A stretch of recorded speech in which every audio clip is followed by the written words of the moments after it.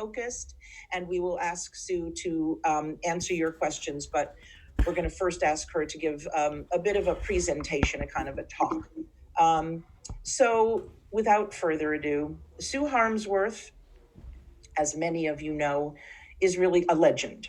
She is the founder of the Espa brand, and at any given time, she is working in 50 countries on projects that are the envy of the industry. And it'll be interesting to find out how she continues to do that while on lockdown. She's highly regarded for her creativity, her business savvy, and a lifetime devotion to spa and wellness. She was awarded the honor of the MBE, the Most Excellent Order of the British Empire, in acknowledgement of her services to the spa and beauty industry.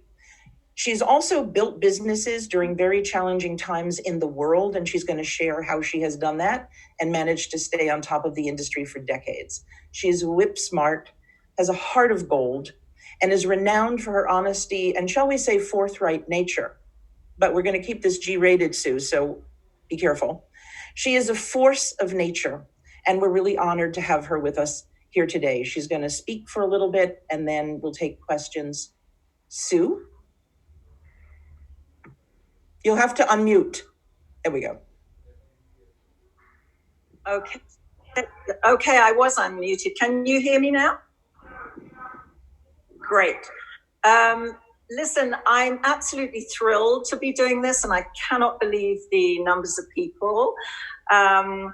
What I thought I would do is give you my view of the global situation as it is now. I want to be very realistic. I know that all of you are doing masses of meditation, mindfulness, and all of those things. So I thought from my view, I would be more practical, if you like. And it's sad in a way that we're meeting under these circumstances. And as I reflect, I was in Thailand in January when Chinese New Year, when the whole thing kind of went viral. And then I ended up in Saudi, and I got one of the last flights out. And then I was at my house in Tenerife when Spain went into total lockdown. And then I came back to England because I felt I might get stuck for many months. And so it would have been. So I think we're in a situation that we haven't been in before. However, we've been in crises throughout history. So what I thought I would do is I would take this into 3 sections, because if we look at the negativity, I think we really won't move forward. This has obviously been devastating for our industry, with so many of our spas, wellness, medical centers closed. However, there will be a time when we get out of it. Personally, I think it's going to take a long time, because I think until we have the vaccine, we have testing that we can rely on, we have data that is accurate, we know about immunity and all of those things, I don't think we'll be able to move forward in the way that we would wish. And I don't think that we'll ever get back to where we were before. I think we're going to be in a new paradigm, and there will be a new norm. Now, interestingly, in my view, pre-COVID, we were already moving towards medical and, and wellness, and spa was having to reinvent itself. And I think this is going to be a time where that leapfrogs.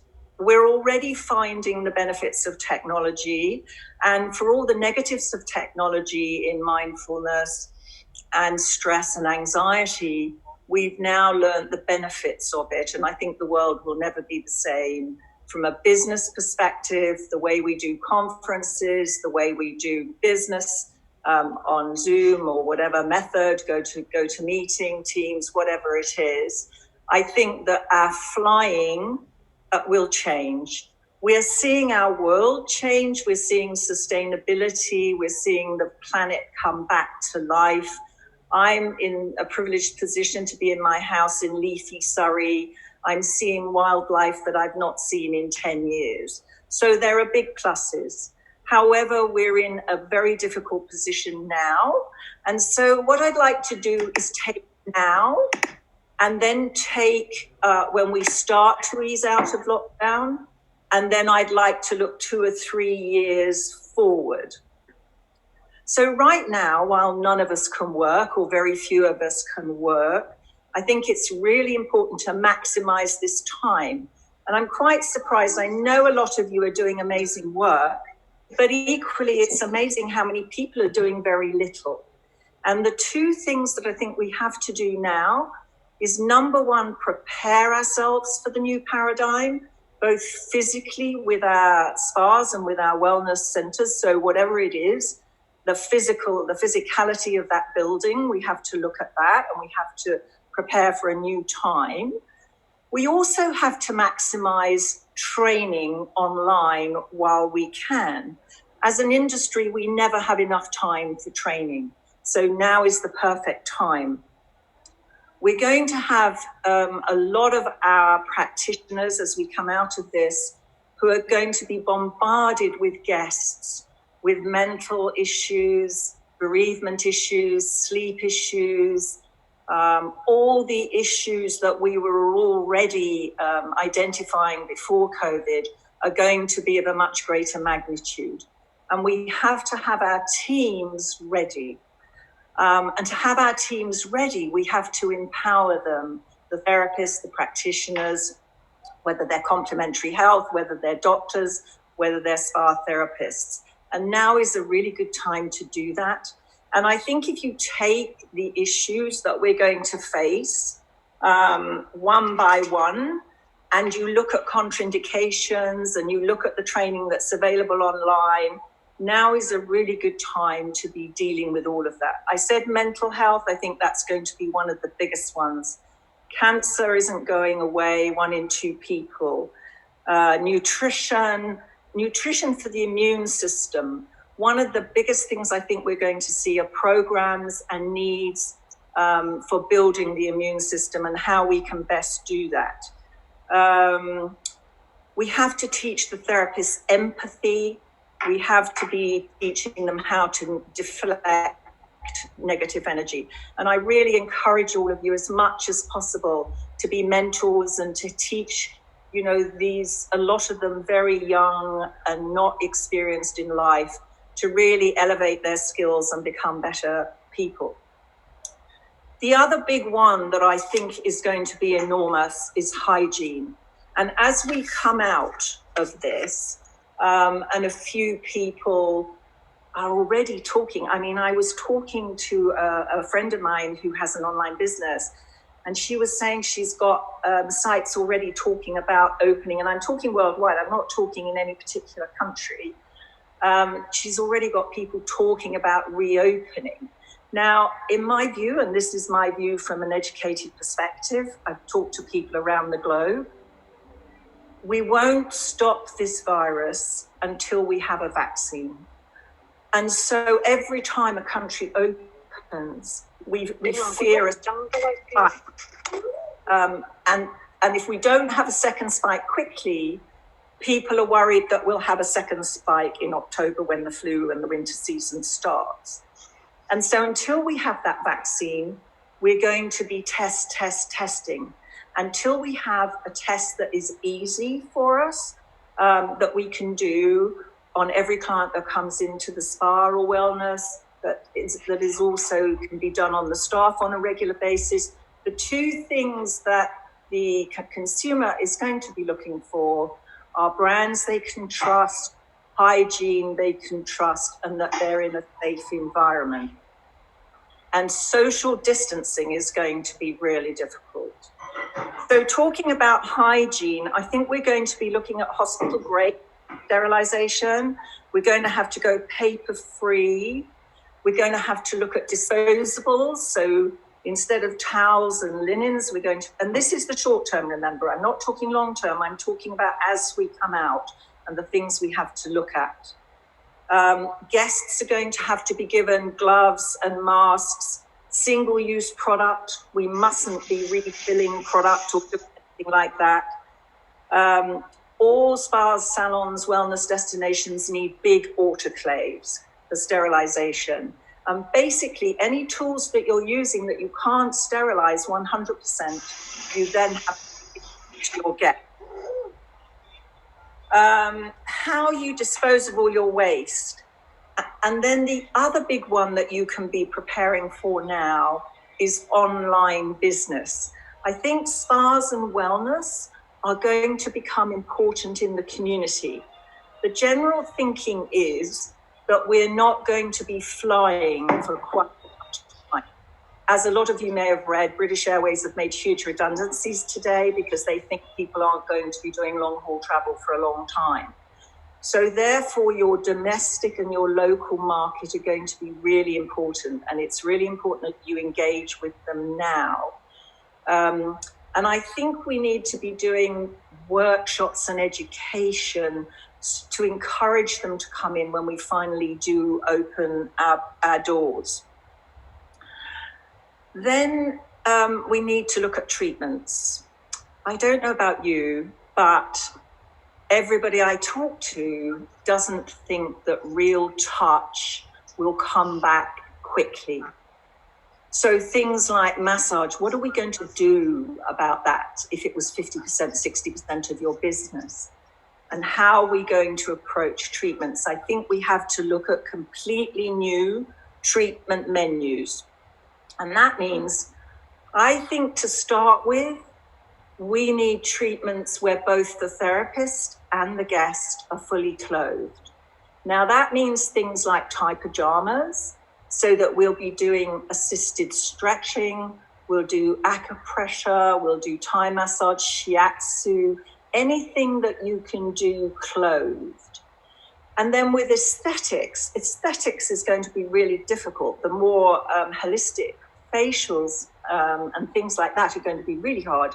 So I think the clinical aesthetics, machines, and the more, those more medical treatments are also going to become very popular.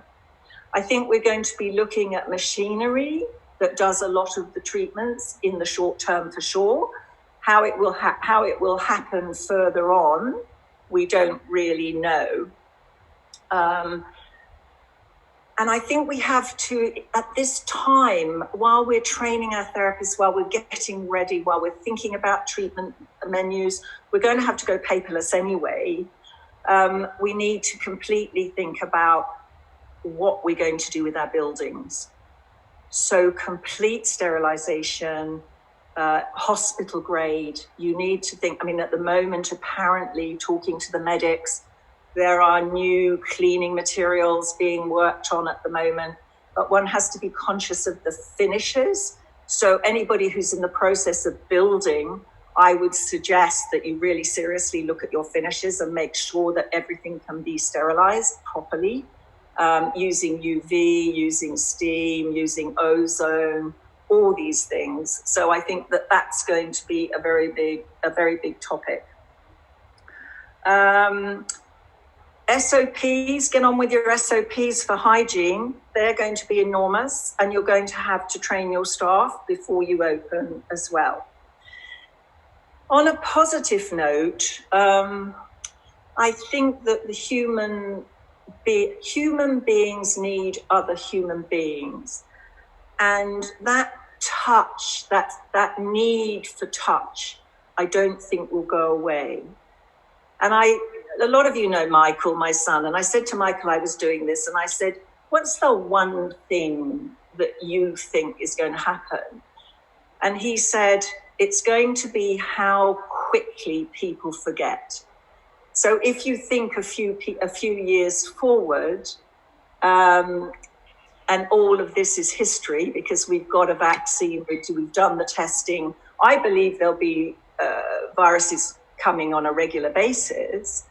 But once we've got the vaccine and we've got the testing cracked, people will then lose the fear. I think losing the fear is going to take some time.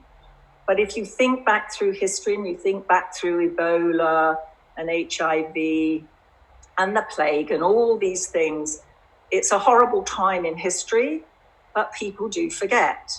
And our industry is so robust, and our clients are going to need us more than we can believe.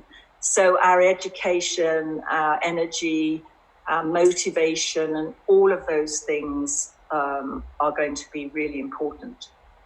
I do think that the medical clinics will do particularly well in this time because obviously people will trust their hygiene processes, their doctors, their skill set. So I think they're going to probably thrive in a way before maybe the regular spas, but I think it depends also on how you tackle everything that I've talked about.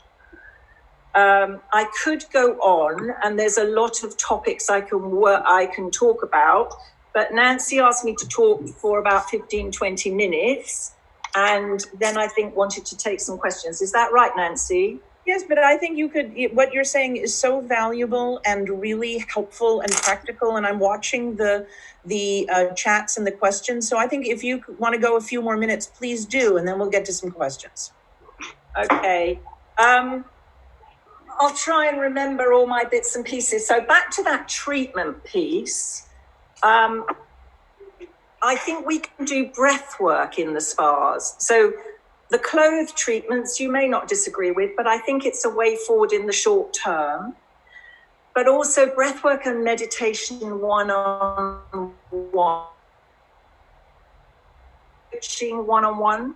I think anything to do with respiratory. So going forward, look at all the machinery, the hyperbaric.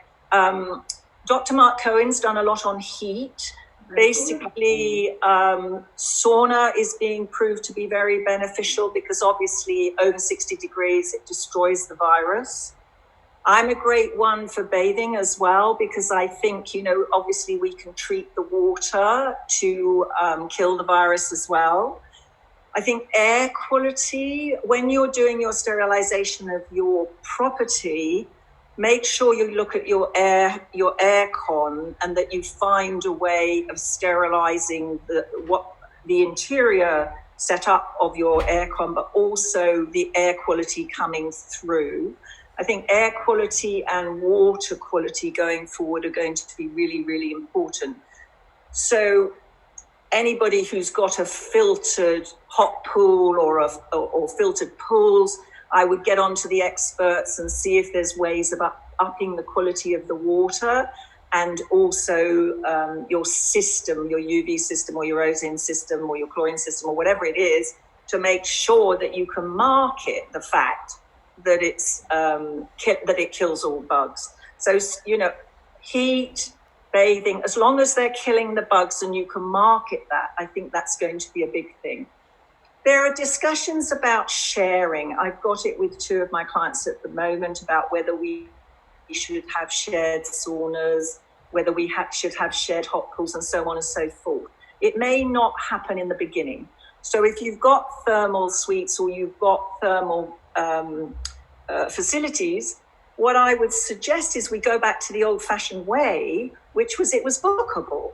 So that you do a circuit, you do your hot, cold, you rest, and then you have your treatment. And, in the old days, going back to the old health resorts that I ran, we used to book a guest 45 minutes before treatment, and their time was booked. So they were in the sauna on their own, they were in the plunge on their own, mountain or whatever it was, or the steam cabbie or the steam room. It was part of their treatment. And I would suggest if you find social distancing's difficult, that would be a good way around it in the short term, again, until we see whether we haven't got a crystal ball. We don't know whether people will get into pools with other people. I think things like exercising in the pool, you can do one-on-one PT. I mean, it's been my lifesaver. Exercise in the pool regularly. I have an aqua rider in the pool. But I think one-on-one PT in the pool is going to be fantastic, especially for those resorts who have those facilities and don't know what to do with them, for instance. So what else were we thinking about? Oh, yeah, the other thing is I think we might have a demographic change, because in the last 10, 15 years, data has shown that the main users of spas and wellness have been over 45s. Now, by nature, you all know I'm well over 70. By nature, I am now more cautious about my health.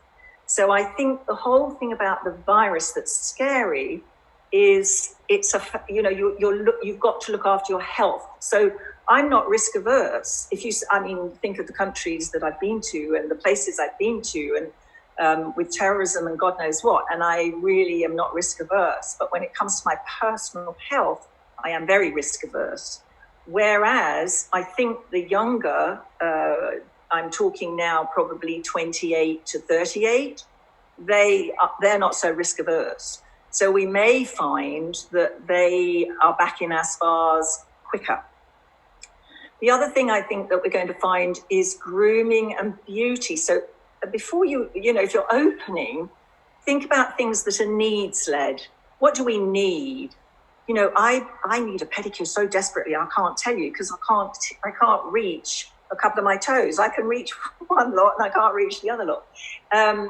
But it's things that people really need, and that we need to support them in, that I think will be really important. So to summarize a little bit, anything to do with the immune system and building the immune system, any kind of education that you can give them and tools that you can give them, the foods they should be eating, their anxiety, the supplements they should use, research the wellness products, and work your online business. Now is the time to get your online business. I know lots of you do already, but a lot of you don't. Get your online business sorted. If we're going to go paperless, you need everything either on an app or on something in the short term, your treatment menus and all of that stuff. But sales, I have a few friends and colleagues in the industry who sorry, I lost my train of thought there because I'd started looking at the screen with the questions coming up. I shouldn't have done that. But they've done very well. It's been their salvation, because they've got either products or they've got goods that they sell in their spas, and they've put everything online. Because people can't go to spas, obviously the online business is booming in products and stuff like that. So if you sort that piece of your business, at least you'll have some revenue. So I think use this downtime to take all these tools that I'm giving you and try and be ready. I mean, that's the thing, is you need to drive now harder than you've ever driven. We're almost in a war situation, and it will be survival of the fittest. And I think take that energy that all of you have had and the connectivity that we have as a global tribe, and put it to really good use to look to the future, to open your businesses successfully, but think completely out of the box. It is not going to be how it was before. There you go, Nancy. I think you can throw me some questions now. Sue, that was, incredible. Thank you. Thank you so much. And I am watching the chat. You don't have to, so you don't have to worry about that. And there are some real threads of, questions that I'll put together.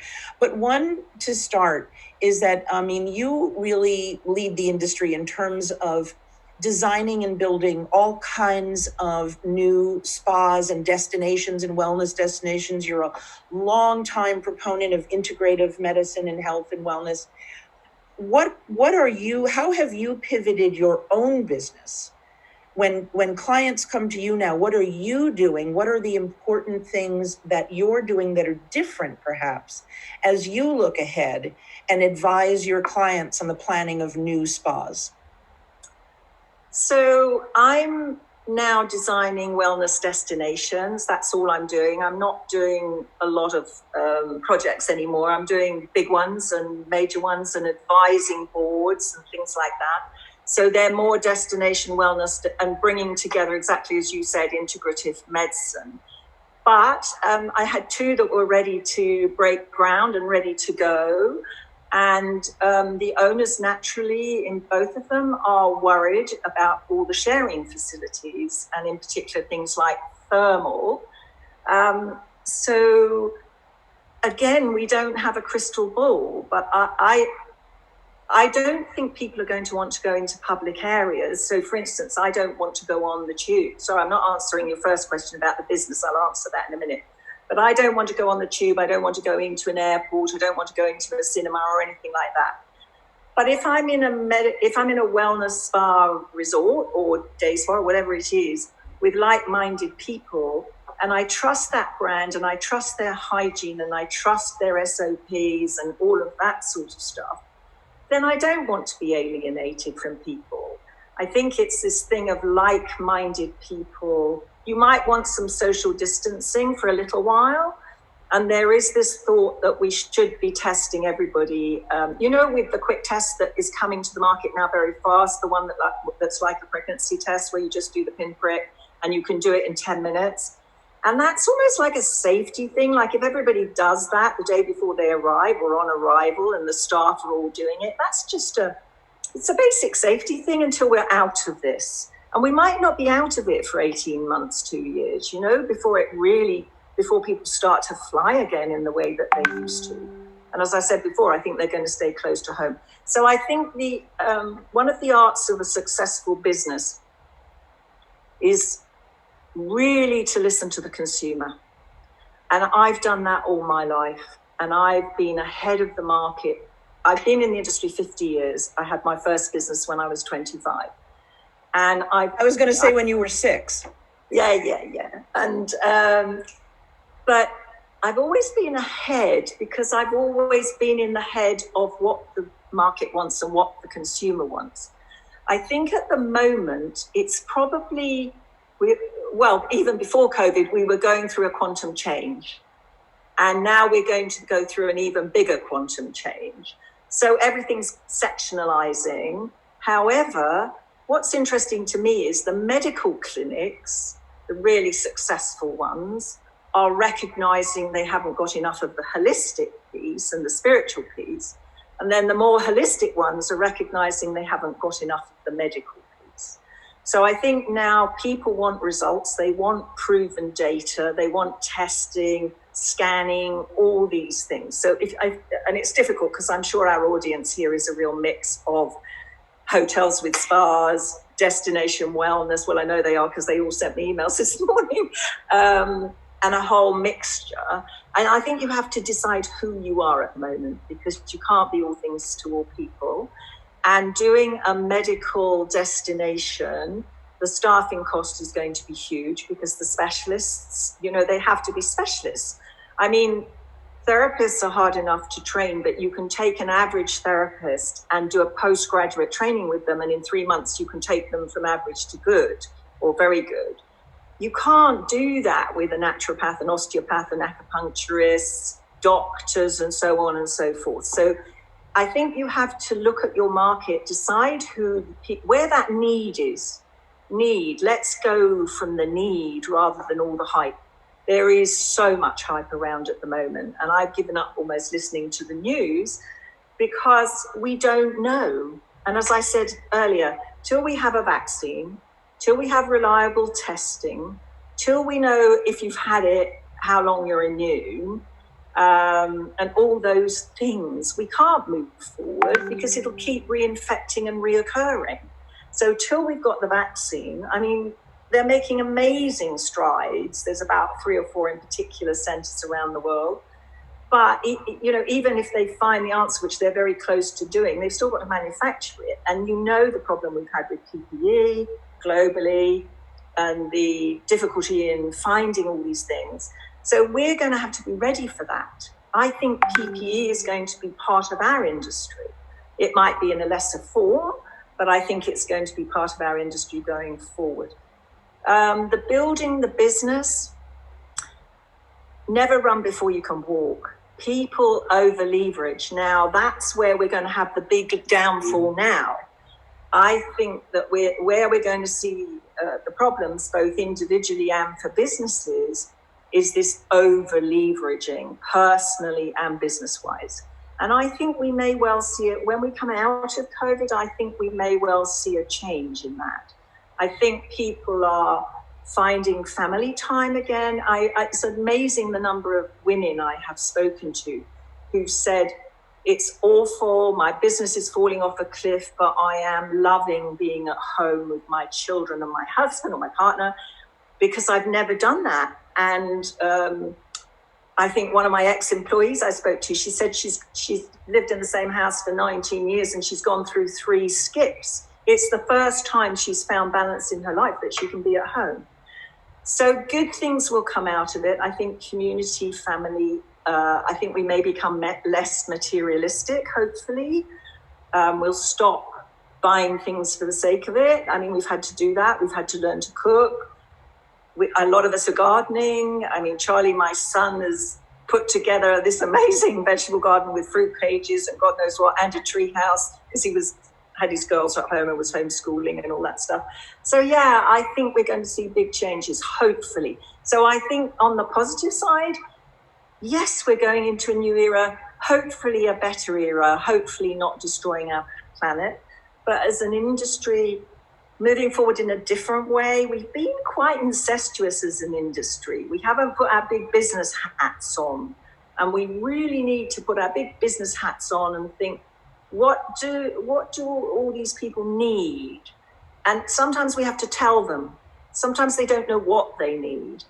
And I think finding those hotspots in a way is a very good way forward. So many people have posted about the environment, and on many of our calls, there's great concern about about the environment, about nature, about what's happening in the world regarding sustainability and regenerative economy and all of those things. And there's this other conversation going on about single-use products and having to, there's so much waste, sort of almost medical grade waste that's occurring now in places that never had it. And so where's the balance there? As people look to the spa industry and the wellness industry, how do we protect the planet and protect the people? Well, I think, again, we have to look at short-term, long-term, which I think is a shame. But I think because of the hygiene issues that we're going to need, say, for 6 months, it may be a year, but let's say 6 months to a year. I think that we can't be refilling things. And we can't be, we've got to, from a hygiene perspective, as I said before, I hate the thought of using disposable sheets and all of that stuff. But I think in the short term, we're going to have to. I think the bigger issue, I mean, we know about product inside out and sustainability within hotels. We've all talked about that ad infinitum. But I think the bigger issue are the big things. I think if you look at what stopping driving and stopping flying and all those things have done to the planet and allowed it to regenerate. By the way, you have to watch David Attenborough's new film documentary on Netflix. It's not up yet, it's coming up, but I saw a clip and it's absolutely amazing. It's scary as hell as what we're doing to the planet, but it finishes with hope. So I think everybody when it comes up onto Netflix, you should watch it, because he said it's our last chance with the planet. And I think the speed at which the planet's regenerated and what's happened with nature and animals and all these things, I just think the world's telling us something, isn't it? I mean, it's telling us something. It's almost like it needed to happen to slow us all down and make us think and make us realize what's important and not be so materialistic. And if we go back to growing stuff, because we won't be able to fly it around the world, I hope there'll be a new paradigm. I hope there'll be new thinking. You mentioned, you're talking about nature. A lot of people are asking about nature. We're seeing, clean air over Mumbai. We're seeing all these kinds of the impacts of all of these things, which are incredible. And so, we'll send everybody the link to the David Attenborough. When we send out notes after, we sort of include these kinds of things. You mentioned wellness communities as something that you're working on. And on several of our calls, we have noticed that business is booming. at a time when, first of all, construction is considered an essential service and construction is going on. And there's a really, it seems, an increased interest in how you build now Totally. for the future, knowing that you may have to face these kinds of challenges more frequently than you have before. And so are you seeing an uptick in that kind of interest for building whole communities? And, you know, what's the impact of that? So the 4 projects I'm working on all have a residential component, a strong residential component, and they're all wellness destinations. So they're not just houses or hotels with wellness. They're wellness destinations, a new generation. And I think that is going to be, people are going to want places to escape to where they can work on their health. I think prevention, you know, I've been bashing on about prevention for a long time. I think prevention, aging well. I think we're realizing we can't rely on our medical systems, and our medical systems are totally designed at the moment for people who are sick. And we don't want to be sick, and we want to, I can't believe in this country, because we've all been siloed for 12 weeks if you're over 70, how many people have got health issues over 70? I mean, it's totally scary. Everybody's got underlying health issues, or they're taking prescription drugs, and we really need to avoid that. And I think that the wellness communities at all ages, also family and multi-generational. I've seen for a long time this multi-generational traveling together, spending time together, grandparents teaching the grandchildren. One of my sons said to me the other day, he's got 4 boys, and whenever he needs something said, he always says, will I speak to them, because they listen to me more than they listen to him, you know. And it's that coming back to multi-generational living, and yes, community living, and having the power within that community to have diagnostics, but diagnostics more for prevention. So, you know, I've also thought for a long time, things like 3D scanning, you know, things like, I hate infusions in America because they run around in the little vans and they're not prescribed. So they're not done based on blood. So that's a little bit different. But I think diagnostics that enable us to do the right programs, you know, to do the right fitness program, to eat the right food, whatever it is, if we've got the diagnostics, then that's going to make a huge difference.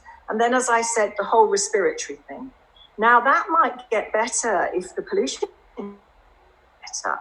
You know, so at the moment, the big pollution respiratory issue is mostly people living in cities. But I see a big rise in hyperbaric training, everything to do with the respiratory system and strengthening it. So we're back to strengthen, aren't we, really? Yeah, definitely the boosting the immune system and strengthening all of that. That's been, you know, very much top of mind. You know, you mentioned demographics and the shift in demographics that got people's attention, and possibly the new clientele for these kinds of services. And I want to ask you about technology, and if you're seeing the play of technology in wellness. I was on a big global conference yesterday where that was the topic. And are people asking for technology solutions? Are you using any technology solutions? How do you feel technology plays into this whole conversation? Well, before COVID, it was divided right down the middle, in that we all felt that technology was causing a lot of the anxiety. And that there was a lot of negativity around overuse of technology. I think we all know that we need technology. It's just, as I've said many times, it's learning to manage it. So yes, I'm seeing, well, it's interesting because I went to Shar in Spain and last year, and everything's on the app. And I actually found it really annoying because I couldn't go, you know, every treat, you're looking at your phone the whole time because all your appointments and everything's on the app, every class, absolutely everything. But of course now, and so I chose to go paper, but that's a lot to do with the generation, obviously. But now, obviously, it's going to be completely different. I think technology, I'm not sure that I'm yet convinced about mindfulness technology and meditation. It almost goes against the grain, doesn't it? I think the big thing is being in nature, learning your breath work. Meditation is what works for you. You know, you don't have to sit in a room and meditate. Meditation to me is about clarity of thought, clearing your mind, breathing, enjoying the moment, being grateful for what we have rather than what we haven't. I do believe in affirmations. I've done affirmations. When I get pissed off, I do affirmations on a regular basis because we're blessed. We're all blessed, you know, really. So yes, technology, I tell you what I think technology is really going to rise to now is business and stopping us flying. I think we've proved that we can do Zoom and we can do conferences and we can do so much more than we ever thought we could. So I think that's really going to come into its own, which, you know, if you cut down flying once a month to once every 6 months, think of what that's going to do in the big picture for the planet. And this from a woman who travels how many days a year before COVID? Well, I don't anymore. I'm really trying to stop. And now, interestingly, because I have struggled with doing plans, and especially in countries where losing face is tricky. So if you've got 20 people on a call trying to design something and people don't say what they think, it's really tricky. Whereas if you're face to face in a room of 20 people, you can drag it out of them or you can make things happen in a different way. But that's just one example. I mean, most of it can be done on Zoom or Teams or whatever it is. Sue, can So you... I'm definitely going to cut my flying. There's no question. And I'm not going to fly long haul unless I have to. Incredible. Susie, did you want to ask a question? I noticed you unmuted before I continue. Yes, thank you, Sue. This has been fantastic. Really valuable to hear your thoughts on so many areas. I'm also watching the chat, and there are a few questions, and I thought maybe if you could address questions about pricing, questions about when we reopen, what about pricing and marketing? You know, that is something you're so good at. What would be your suggestions about in those arenas, pricing and marketing? Well, I didn't talk about the economic global situation because I thought that's kind of being done elsewhere. I think the global economic situation is going to be awful for a long time. And I just don't see, I think a lot of businesses are going to go under. And I think a lot of businesses in our industry will, especially those ones that I said before are over leveraged, which a lot are. So I think there will be cost to all of this. Space is going to be hugely valuable, especially if we do social distancing. I think we're going to have to reduce treatment menus, and keep those tight for 6 months a year, maybe. Who knows? The crystal ball's still spinning. Marketing, as I said before, I think local, domestic, building your database, doing these small events, even if you do them online at the moment to build that trust. I think the trust thing is going to be enormous. So the educational workshops, you've got a double whammy. You've got to teach the therapists and elevate their skill set so that they can teach the consumer. And then we need to do expert workshops, very much like you're doing, but small scale, so that each spa does their own.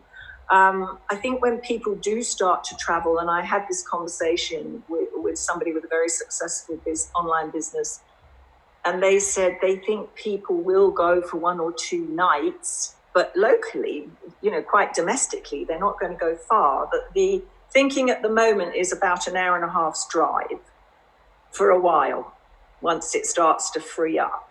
So I think from a marketing perspective, you push, if you get your hygiene right, and that's a major piece, and you get your sterilization of your facility, right, and things like the aircon with the UV and stuff like that, and you get all your SOPs in hygiene and social distancing, and you market all of that, that's what people are going to be interested in, I think.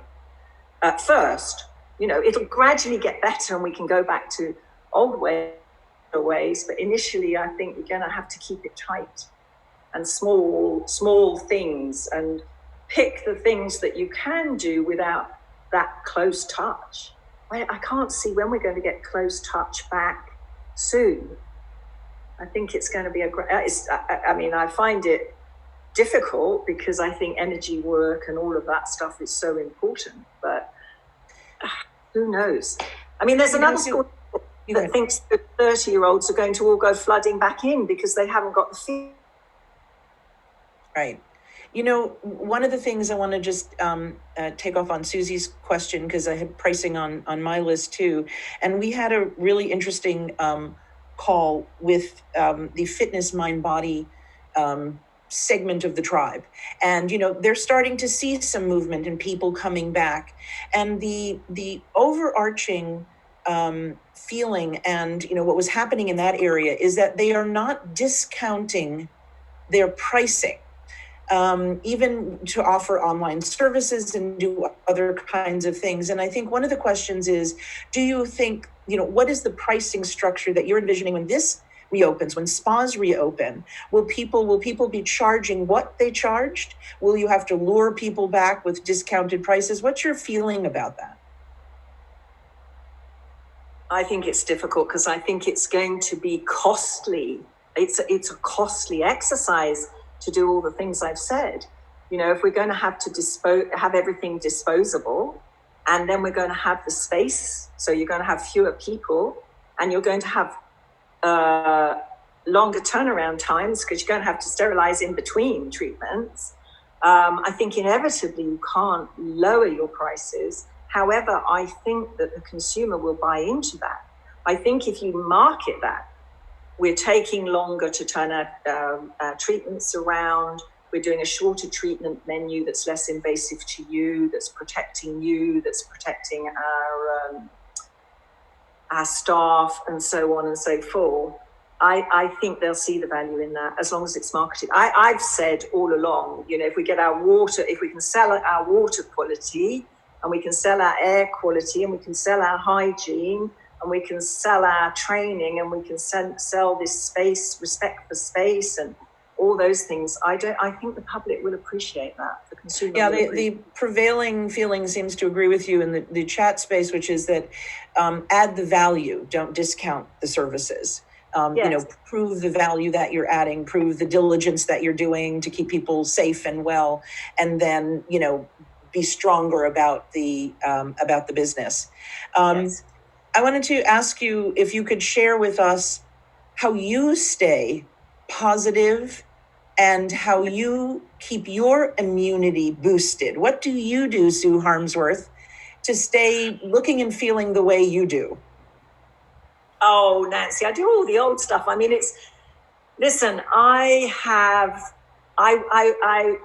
exercise a lot, not viciously, but I'm very blessed. I have to be careful because I'm blessed. I sold the company, and I've sold 3 companies now. So financially, for once in my life, I'm a little bit stable. It's the first time. It's always gone back into the business. So I have pools in both of my house, and I exercise every day for 40 minutes in the pool. I wake up in the morning and I have a balcony and a lot of green space, and I really do breath work and I do some affirmations. I am very grateful for what I have, for my children and my grandchildren and my colleagues and this industry and the world. I have huge hope for the world. And I really think you can teach yourself to be positive. So for the young ones who maybe get depressed, it's always looking at what you have, not what you have not. Because most of us in this industry are blessed compared to the rest of the world. We don't understand poverty like most of the world. And I'm sitting here talking to you, looking very beautiful. I'm looking out of my window at green azaleas and rhododendrons and goodness knows what. And skin-wise, obviously looked after that. I take supplements now. At the moment, because of COVID, I'm doing vitamins, high dosage vitamin C, high dosage vitamin D, zinc, curcumin, and elderflower. So they're all antibacterial. By the way, I never said that. I think we'll be looking at antibacterial products again, antifungal, antibacterials. So clinical aromatherapy, I think, start looking at that again, because the essential oils, things like tea tree, elderflower, they're going to be really important. But yeah, I just get on with life, really. And I got it from my dad. I have this faith in human nature. I think we will always, but we mustn't take advantage of our planet. We really mustn't. Thank you, Sue. Thank you for sharing that. I want to make a shameless plug while I'm watching the chat light up with the desire for people all over the world to work together to establish standards for good hygiene and safety in spas, and to say that we're already beginning to aggregate all those, many people and many organizations are starting to put out lists. iSpa has done it, others have done it, of standards, new standards and new ways to look at things. And we're aggregating it all on the Global Wellness Institute website. Urge you to send us those links that you're doing. We will be happy to, we're putting together an initiative to deal with this. Anybody who would like to be part of that should just step up to us. When Beatrice sends out a post-call follow-up, respond to her and let her know you're interested. We agree there need to be some standards and a real effort on the industry globally to say we are doing this. This is what it's going to look like. These are the best minds in the industry coming together to talk about it and deal with it. So Sue, expect to be tapped for that as well. Well, can I just say very quickly, Sure. I did a Zoom this morning with the SATCC, which is the organisation we've set up in the UK for the Caring Cancer, Touching Cancer, and we agreed that we would put some standards together for hygiene. And then I have some from some of the medical people as well. So we'll certainly share those, and because I think we need hospital level, so we don't want funny little bits and pieces. It's got to be hospital grade and it's got to be serious. Yeah, that's the prevailing feeling seems to be that this is now going to turn sort of medical grade, and people really feel that the way services are being offered and the way the practitioners are being trained and tested, all of that has got to hit a different kind of mark. And coming together as an industry to do it seems like a very, very appropriate project, and we're happy to offer the umbrella of the Institute over this. Right. Final thoughts. So Susie, did you want to ask something? I wanted to ask, but I wanted to mention something first and then ask you, Sue. I don't know if everyone on the call is aware. As Sue had said, this is a moment where people are recognizing, taking self-responsibility. The healthcare system isn't the only thing you should be trusting. There's also self-care and wellness and so on. And I just wanted to let everyone know, and then the question for Sue is that we have been asked, the Global Wellness Institute has been asked by the Vatican to help with a new vision for health going forward. They're looking at talking about health going forward with a newer vision, and they're interested in wellness being a part or maybe even a leader in that, which of course we're very excited about. So our researchers, Catherine and Ophelia, are working on this now. They're contributing 8 white papers, and you'll hear more about that. But my question to you, Sue, is when it comes to wellness, it feels like this is our moment. What is the one message? Because we have a lot of different messages, and I feel like as an industry, it's good if we get behind a major message, like you had mentioned about hygiene being important right now in our facilities. What do you think is the wellness message for governments, for organizations all over, medical as well as non-medical. What is the wellness message that you would say should be resonating and that we should be all trumpeting at this point? Don't put me on the spot, Susie. And you have 1 minute. I still, I still think, and I know it maybe sounds too simple, but I still think it's prevention, because that reaches right across demographics and the poor. You know, I mean, teaching poor people how not to get sick, and so hygiene has a lot to do with that, obviously, and opportunity and all sorts of other things. But I don't think that as we, because we're quite incestuous, we really begin to understand about prevention. But I don't think the world is. The world still goes to doctors. The world is still taking pills for everything. And that, for me, it should be our mission, should be the Global Wellness Summit, should be the Vatican, and all these things should be creating a world of better health, well into old age, as it used to be, and that you drop dead or you fall asleep and you die. I just feel that we're not getting that message over. There's not a big enough distinction between prevention and the sick. Thank you. I couldn't have said it better, and it reminds me that our wellness moonshot, a world free of preventable disease, is right on, and maybe we just need to all help each other with the messaging to keep it simple, so that really that is our message. So thank you, Sue. Well said. Thank you. Okay, before we all unmute and give you a round of applause, one last comment from you, Sue Harmsworth. What is the one silver lining that you have personally taken away from this crisis?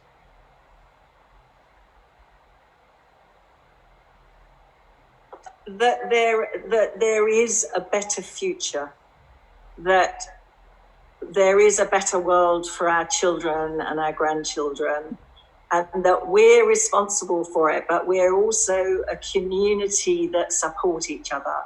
And it's really important to be supportive and not, because there's danger at the minute. Sorry, Nancy, I made it too long. There's danger at the minute of a blame game coming. You know, that we're going to blame China, or we're going to blame this country, or we're going to blame that for a better future for everyone. Thank you, Sue Harmsworth, and Beatrice will unmute everyone so we can give you a round of applause. Thank you.